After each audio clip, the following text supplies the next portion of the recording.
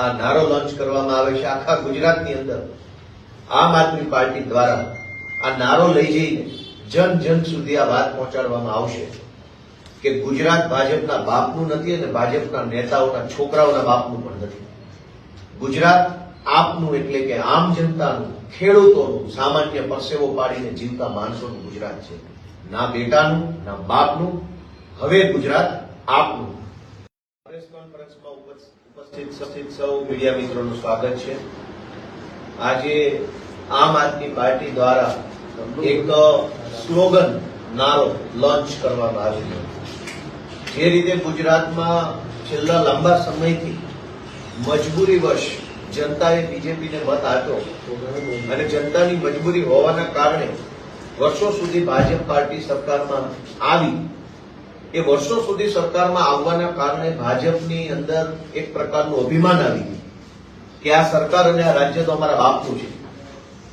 જોકે લોકશાહી વ્યવસ્થામાં હંમેશા અંતિમ સત્તા ભારતના સંવિધાનમાં લખ્યા પ્રમાણે જનતાના હાથમાં હોય છે. જનતા જ બાપ હોય છે. જનતાથી મોટું કોઈ શાસક, કોઈ સરકાર, કોઈ સત્તા પાર્ટી હોતી નથી.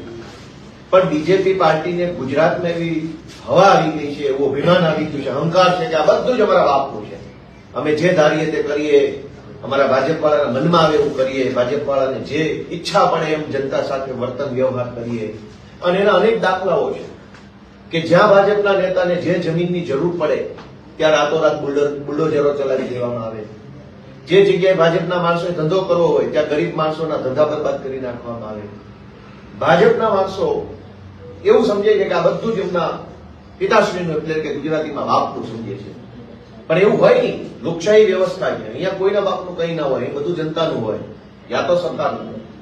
અને એટલે આમ આદમી પાર્ટીએ નક્કી કર્યું છે કે ગુજરાતની જનતા સુધી અમે એક સંદેશ પહોંચાડવા માંગીએ છીએ કે આ ગુજરાત કોનું છે? ગુજરાત છે આમ જનતાનું. ગુજરાતના કરોડો મહેનતુ પરસેવો પાડીને જીવતા લોકોનું, ગુજરાતના ખેડૂતોનું, શ્રમિકોનું, ગુજરાતના યુવાનોનું ગુજરાત છે, ભાજપવાળાનું નથી. આજ ગુજરાતની પરિસ્થિતિ જુઓ તો ભાજપના દરેક નેતાની બાપ બેટાની જોડી બની ગઈ છે. નેતા ભાજપ પાર્ટીમાં રહી અને 2 નંબરના ધંધા કરે અને દીકરો અલગ 2 નંબરના ધંધા કરે. ભૂતકાળમાં તમે જોયું હશે કે અનેક ભાજપના નેતાઓના દીકરાઓ અનેક પ્રકારના ક્રાઇમમાં પકડાયા. કોઈ મનરેગામાં પકડાયું, કોઈ ડ્રગ્સ વેચતા પકડાયું, કોઈ દારૂમાં પકડાયું, કોઈ સરકારી કોન્ટ્રાક્ટોની અંદર કટકી કરતા પકડાયું, કોઈ તોડબાજી કરતા પકડાયું, કોઈ મારામારી કરતા પકડાયું. તો ભાજપના નેતાઓની દાદાગીરી અલગ, એમના દીકરાઓની દાદાગીરી અલગ. એટલે બાપા ભાજપમાં અને દીકરો ભાજપમાં અને બાપ બેટાની જોડી મળી અને અલગ અલગ વિસ્તારોની અંદર ગુજરાતમાં ગુજરાતની જનતાની અંદર જનતાનું શોષણ કરવામાં આવી રહ્યું છે, દાબદબાણ કરવામાં આવી રહ્યું છે. એવા કેટલાય કિસ્સાઓ છે જેમાં બાપા ભાજપમાં હોવાના કારણે એમના દીકરાઓ છે એ વટ મારતા હોય જનતા ઉપર. કેટલાક ભાજપના નેતાઓના છોકરાઓ એક્સિડન્ટો કરી નાખે છે, દારૂ પીને ચલાવે, ડ્રગ્સ પીને ચલાવે, બેફામ ગાડીઓ ચલાવે. શું કામ? તો કે મારા બાપા ભાજપમાં છે, મને કઈ નહીં થાય. તો બાપ અને બેટાની જોડી ગુજરાતને બરબાદ કરી રહી છે. અને અનેક એવા કિસ્સાઓ છે. આમાં કોનું નામ લેવું અને કોનું નામ છોડી દેવું એ મોટી ચિંતાનો વિષય છે. દરેક જગ્યાએ ભાજપના નેતાઓની બાપ બેટાની જોડીથી ગુજરાતની જનતા પરેશાન છે. ગામડા લેવલથી લઈ અને રાજ્ય સરકાર લેવલ સુધી આ ઘટનાક્રમ ચાલી રહ્યો છે. ત્યારે આમ આદમી પાર્ટી દ્વારા એવું નક્કી કરવામાં આવ્યું છે કે નહીં બેટાનું, નહીં બાપનું, ગુજરાત હવે હશે આપનું. આ નારા સાથે ગુજરાતની જનતા સુધી અમે પહોંચવાનો પ્રયત્ન કરીએ છીએ કે ગુજરાતની જનતાએ આપેલા મતના આધાર ઉપર જ ગુજરાતના ભાજપના નેતાઓ અને એમના છોકરાઓ બેફામ બન્યા છે.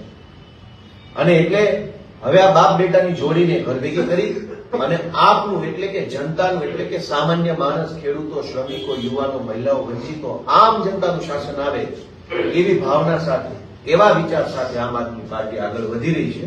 આજે અમારા